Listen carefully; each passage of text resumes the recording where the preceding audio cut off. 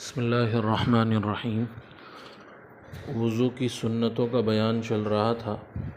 Number 1 وضو کی نیت کرنا، نمبر 2 بسم اللہ الرحمن الرحیم پڑھنا، نمبر 3 دونوں ہاتھ گھٹوں تک دھونا، اور نمبر 4 مسواک کرنا۔ نمبر 5 کلی کرنا۔ کلی 3 بار کریں، لیکن پانی ہر بار ہونا چاہیے اور منہ بھر کر ہونا چاہیے، اور کلی میں اس قدر مبالغہ کرنا چاہیے کہ پانی حلق کے قریب تک پہنچ جائے، بشرطے کہ روزے دار نہ ہو۔ اگر روزے دار ہو تو اس قدر مبالغہ نہ کرنا چاہیے۔ نمبر 6 ناک میں پانی ڈالنا۔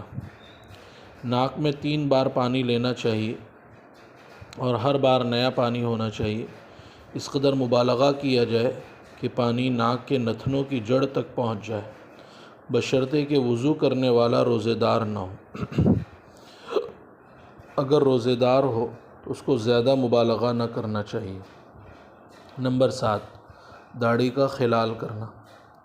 خلال کرنے کا طریقہ یہ ہے کہ دائیں ہاتھ کے چلو میں پانی لے کر تھوڑی کے نیچے کے بالوں کی جڑوں میں ڈالیں، اور ہاتھ کی پشت یعنی پچھلے والا حصہ، ہتھیلی کے اس طرف والا حصہ یعنی ہتھیلی کے اپوزٹ والا حصہ گردن کی طرف کر کے انگلیاں بالوں میں ڈال کر نیچے سے اوپر کی جانب لے جائیں۔ واضح رہے کہ اگر وضو کرنے والا حج یا عمرے کا احرام باندھے ہوئے ہے تو اسے داڑھی میں خلال نہ کرنا چاہیے، کیونکہ خلال کرنے میں بال ٹوٹ جانے کا اندیشہ ہے، اور محرم جو احرام میں ہو اس کے لیے بال توڑنا منع ہے۔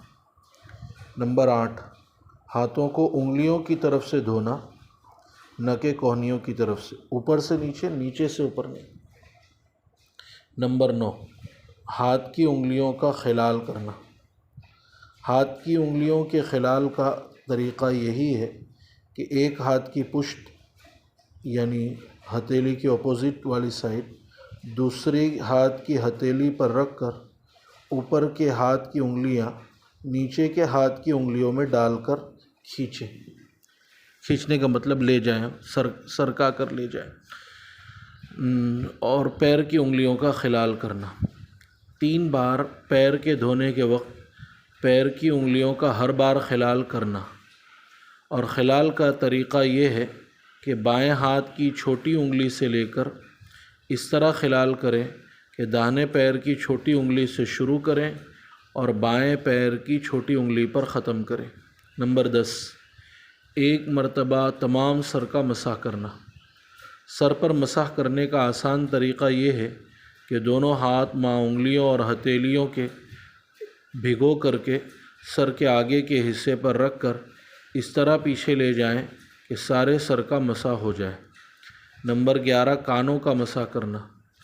سر کے مسح کے بعد کانوں کا مسح کرنا، لیکن کانوں کے مسح کے لیے اسرین ہاتھوں کو تر نہ کرنا چاہیے، بھگونا ضروری نہیں ہے، بلکہ سر کے مسح کے لیے جو ہاتھ تر کیے تھے، بھگوئے تھے، وہی اس کے لیے بھی کافی ہے۔ ہاں اگر سر کے مسح کے بعد امامہ یا ٹوپی یا کوئی اور ایسی چیز چھوئیں جس سے ہاتھوں کی تری جاتی رہے تو پھر دوبارہ تر کر لیں، بھگو لیں۔ اور کانوں کے مسح کا طریقہ یہ ہے کہ دونوں ہاتھوں کی شہادت کی انگلیوں کو کانوں کے سوراخ اور اندرونی حصے میں اچھی طرح گھمائیں، اور انگوٹھوں سے ان کی پشت یعنی کان کی پیچھے والا حصہ جو بالوں سے متصل ہے ان پر مسح کریں۔